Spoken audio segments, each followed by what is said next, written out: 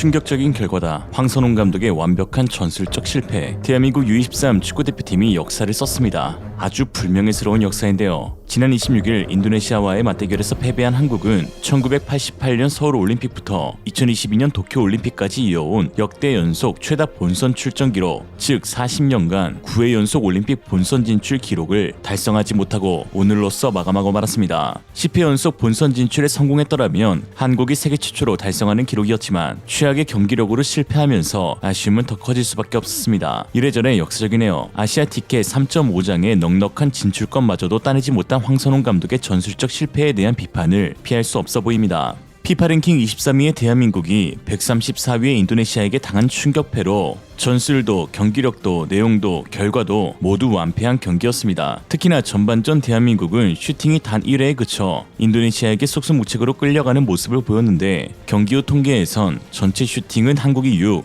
인니가 17로 거의 3배에 달하는 슈팅을 허용했고 유효 슈팅은 한국이 2, 인니가 6으로 내공 면에서도 압도당한 경기였습니다.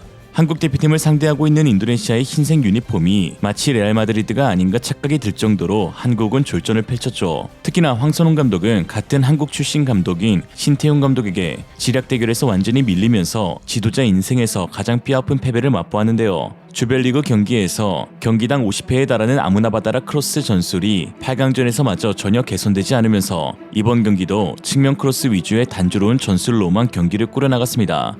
반면 인도네시아는 중앙 침투 패스, 컷백 크로스, 중거리 슛, 이델 패스 등 다채로운 세부 전술로 한국을 압박했죠. 또한 황선홍 감독의 전술 부재에 대한 비판은 결국 그를 임명한 축구협회에까지 이어질 수밖에 없는데 위르겐 클린스만 감독이 경질된 이후 축구협회는 황선홍 감독을 소방수로 투입, 지난달 태국과의 월드컵 예선 2연전에서 A대표팀 사령탑을 맡겼기에 이번 대회 준비를 소홀히 한 것이 아니냐 하는 비판을 받고 있습니다. 황선홍 감독은 조별리그에서 3전 전승을 이끌었던 포백을 갈아엎고 뜬금없이 3-4-3 포메이션을 가동했습니다. 3-4-3 포메이션은 3명의 공격수를 투입하면서 빠른 카운터 전술을 취할 수 있으나 3명의 중앙 수비수를 기용하기에 측면 방어에 취약하다는 약점이 있습니다. 또한 중앙 수비수들 간의 호흡이 매우 중요한데 3명의 중앙 수비의 협력 수비가 원활하게 이루어지지 않는다면 상대 공격수가 넓게 벌려진 틈 사이로 슬립하여 침투할 수 있게 되는데요.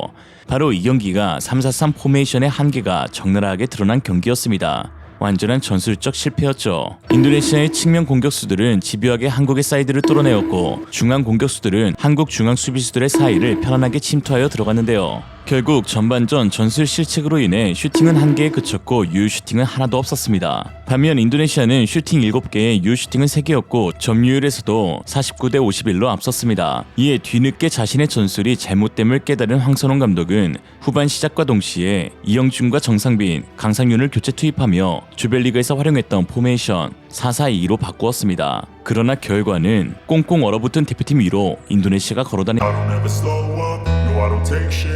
got no love for the fakeness. If you wanna play tough and wanna hate this, I'll always show up.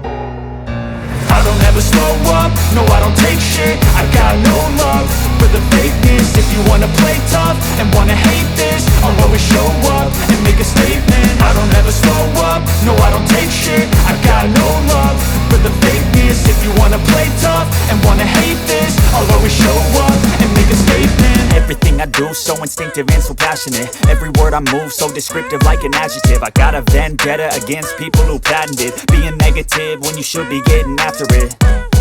I got facts over tracks, this and that. Spitting slow, spitting fast. I could roast, I could gas. Think I'm okay at last, but I don't know if that can erase all the past. And the pettiness, a reflection of the emptiness. Hilarious, you think you're worth my time, you're delirious. Mysterious, because you hide behind a fake exterior. Inferior, you know I'll always be a bit superior. Get off of me, this ain't no humble brag. I want you to hear words, you can say them back. I want you to feel free from the chains at last, and to believe in what you got, it was built to last, yeah. Now that I've been put through hell, I never got anyone's help. I had to do it all myself. I don't ever slow up, no I don't take shit. I got no love for the fakeness. If you wanna play tough and wanna hate this, I'll always show up and make a statement. I don't ever slow up, no I don't take shit. I got no love for the fakeness. If you wanna play tough and wanna hate this. 경기 후 해설을 맡은 이근호 전 국가대표 선수는 경기 중 한순간도 편했던 적이 없다. 받아들이기 힘들 정도로 충격적인 패배라고 했는데요. 사실 경기 내용만 봐서는 결과가 별로 아쉽지 않은 경기였습니다. 충분히 질만했고 오히려 이겼다면 운이 좋았다라는 반응이 많죠. 물론 연장까지 가는 혈투 속에 열심히 뛰어준 선수들에게 기꺼이 박수를 보낼 수 있지만 황선홍 감독이 추구하는 U자 빌드업, 측면 크로스만 고집하는 패턴, 삭제된 중원 전술을 보면 8강에서 컷아웃 당한 것이 당연한 결과라고 느껴집니다. 심판 판정을 논하기 전에 말이죠. 물론 이때까지의 경기 중 이해할 수 없는 심판 판정이 가장 많이 나온 경기이지만 사실 인도네시아를 상대로 판정 시비가 있기 전 경기를 압도하면서 많은 골을 넣어야 했었습니다. 한편 황선홍 감독의 전술 실책과 함께 인도네시아를 승리로 이끈 신태용 감독의 전술적 역량이 더욱 부각되고 있는데요. 신태용 감독이 팀을 이끈 지 4년 만에 역대 최고의 팀으로 평가받고 있는 인도네시아입니다. 신 감독의 부임 이후 인도네시아는 피파 랭킹 173위에서 134위로 수직 상승하였고 아시안컵 첫 16강 진출, 아시안컵 U23 첫 16강, 첫 8강, 첫 4강 진출, 43년 만에 호주 U23을 상대로 승리, 인리 축구 역사상 처음으로 한국 U23 상대로 승리, 역사상 처음으로 월드컵 아시아 예선 3라운드 진출이라는 성과를 달성했고 앞으로 더 높은 성과를 달성할 가능성이 매우 높습니다. 인도네시아 현지 팬들은 이 모든 것을 신태용 감독의 공으로 돌리고 있는데요. 감독에 대한 한국과 인리 양국 반응이 너무나 달라 보입니다. 인리 네티즌들의 반응은 다음과 같은데요. 올림픽이 눈앞에 있습니다. 우리가 올림픽에 이렇게 가까워질 줄 누가 알았겠어요. 신태용 마스터 클래스. 신태용은 약속을 지킵니다. 신태용이 선거에 출마한다면 무조건 승리한다고 본다. 신태용 감독이 대표팀 감독을 맡는 동안 대표팀의 상대는 더 이상 필리핀, 싱가포르, 말레이시아, 동티모르, 브루나이가 아니었다. 이미 카타르, 호주, 요르단, 한국과의 경기에서 훌륭한 성과를 내었다. 신태용 동상 프로젝트 안내드립니다. 저는 시멘트 한 포대를 기부했습니다. 라고 했습니다. 한편 에릭 토이르 인도네시아 축구협회 회장은 신태용 감독과의 재계약 소식을 밝혔는데요.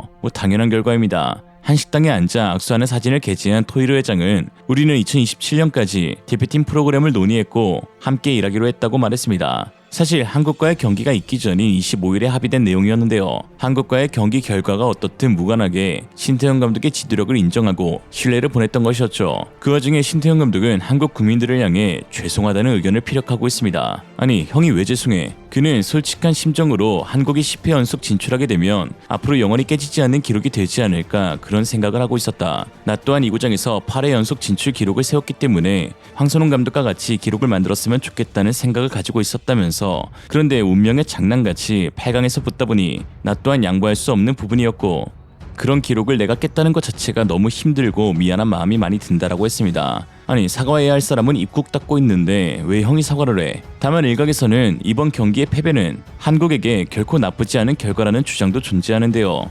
인도네시아의 승리로 신태용 감독이 국민적 영웅으로 등극했고 또 그동안 황선홍 감독을 A대표팀 감독으로 추대하려는 축구협회의 계략이 완전히 실패로 돌아갔기 때문입니다. 그동안 정혜성 전력강화위원장은 7명의 해외 감독과 연락이 닿고 있다고 말하면서도 꼭 끝에는 황선홍 감독의 역량을 칭찬하면서 노골적으로 편애하는 모습을 보여 큰 논란이 되기도 했습니다. 해외 감독들은 들러리로 세우고 결국은 황 감독을 대표팀 감독으로 세우려는 의도가 뻔히 보이는 수작이었죠. 그러나 황선홍 감독이 A대표팀 감독이 되기 위해서는 올림픽 진출이 기본 조건이었습니다. 그 조건조차 너무나도 간단하고 쉬운 조건이어서 분개했던 팬들이 많았는데요. 왜냐하면 40년간 9회 연속 진출했던 한국 올림픽 축구대표팀이 10번째 본선에 진출하는 것은 사실 그 어떤 감독이 와도 해낼 수 있는 일로 여겨졌기 때문입니다. 그러나 그걸 못했죠.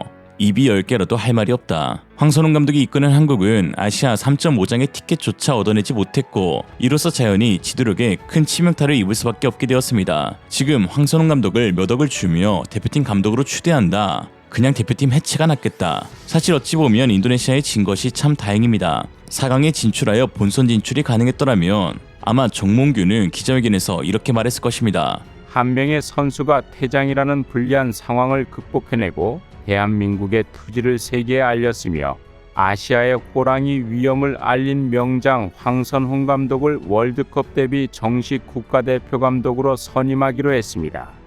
황선홍 감독은 그 어떤 후보들보다 한국의 현재 상황을 가장 잘 알고 한국 문화에 친숙하며 한국에서 거주하고 식사도 쌀밥을 먹을 정도로 가장 한국을 잘 아는 감독이라고 할 수 있습니다. 또한 감히 주장에게 대들어 아시안컵에서 불화를 만들고 탈락시킨 주범이 강인과 손흥민 선수 사이를 봉합하는 데 앞장선 모습 또한 크게 긍정적으로 보았습니다. 모든 선임 과정은 전력강화위원회와 함께 정당하고 공평한 프로세스를 통해 진행되었음을 말씀드립니다. 감사합니다. 지는 것보다 이게 더 싫어. 정몽규 10년 물이 고여서 썩을 대로 썩으니 결국 40년 공든탑이 무너지고 있습니다. 클린스만 선임부터 황선홍 A대표팀 임시감독 선임까지 연속 헛발질을 보고 있으면 일부러 저렇게 하라고 해도 못하겠다 싶을 정도인데요. 국민 세금도 사용하는 축구협회가 도대체 왜 정몽규의 놀이터가 되어야 하는지 이해가 되지 않는 상황입니다. 이번 패배를 통해 정몽규는 또다시 모습을 감추고 바지 사장들을 내세워 잠잠해지기만을 기다리고 있을 것인데요. 사과해야 할 정몽규는 어디 있으며 도대체 무엇을 하고 있는지 물을 수밖에 없습니다. 무리뉴 데려오랬더니 무리수 데려온 정몽규, 귀네슈 데려오랬더니 그레슈 데려온 정몽규, 레나를 데려오랬더니 에바를 데려온 정몽규. 오늘의 한 줄 평 딱 세 글자로 기분 나쁘게 만들기. 정몽규. 이상으로 리얼리즘이었습니다. 여러분의 생각은 어떠신가요? 현명하고 지혜로운 여러분의 의견을 지금 댓글에 남겨주세요. 감사합니다.